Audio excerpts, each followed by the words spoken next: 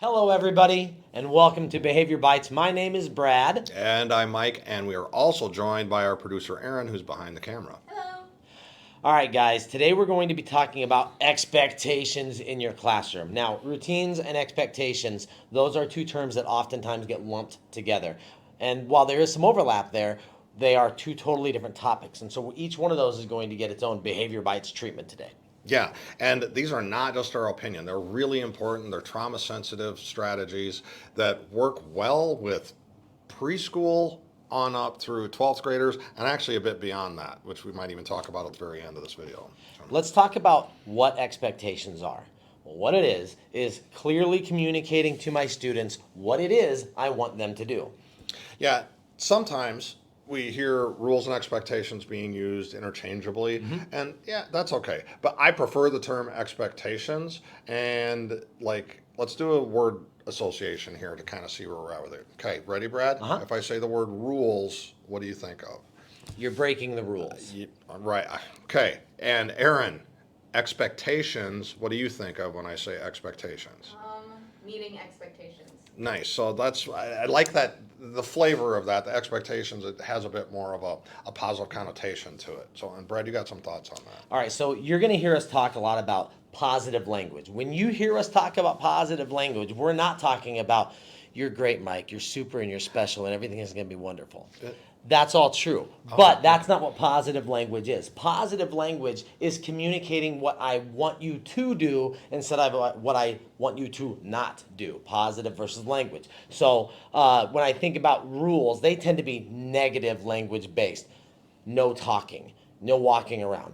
Don't do this, don't do that, right? And that creates almost like a whack-a-mole situation. Stop that, stop that, stop that, stop that, which can be problematic. Yeah, and so try to use that positive language in creating your expectations. So something, and instead of saying like, "Hey, don't put your head down," your expectation is focus on the speaker, right?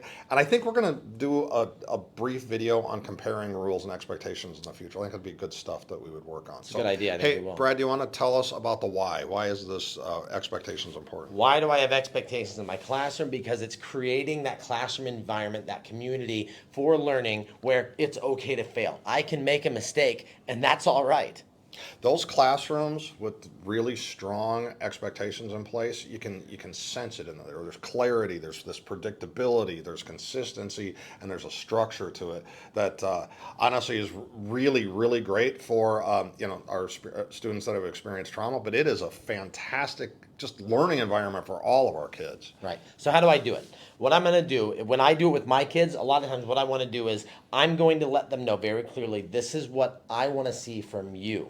But the other thing that I'm doing is I'm letting them know, this is what you should be able to expect from me. So I'm creating a situation where it's a collaborative partnership, right? I want to see this from you, but you can see this from me. So with this example, one of my always I had in my classroom was this expectation. We're going to show respect to all teachers and to all students. That means I expect to see them respecting all teachers and students. They should also expect to see me respecting all teachers and all students. You know, and to add on to that, one of the things I like to do is I like to get input from the students about the expectations. What do they expect from each other? What do they expect from me? They get to tell me.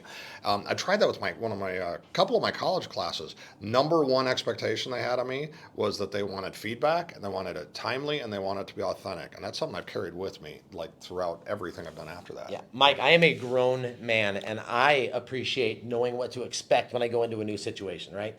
Guys, this was on expectations, all right? The next one's going to be on routines. Routines are how we get them to do what we want them to do, and that's going to be our next video. In the meantime, go forth, do good things.